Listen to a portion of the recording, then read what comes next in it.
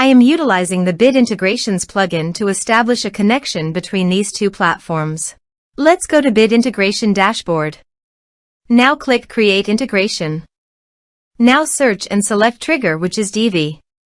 Select a form.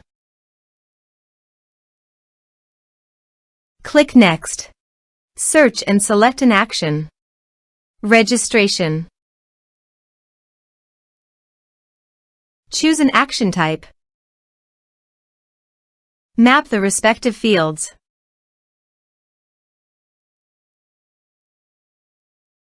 You can send notifications by checking the box. Choose here the WP user role.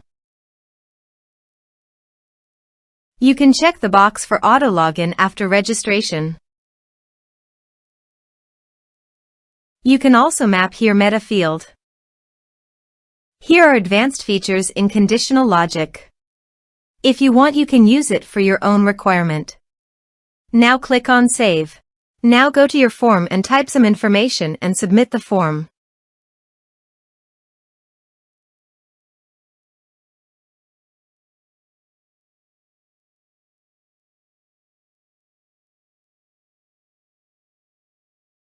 The form is successfully submitted.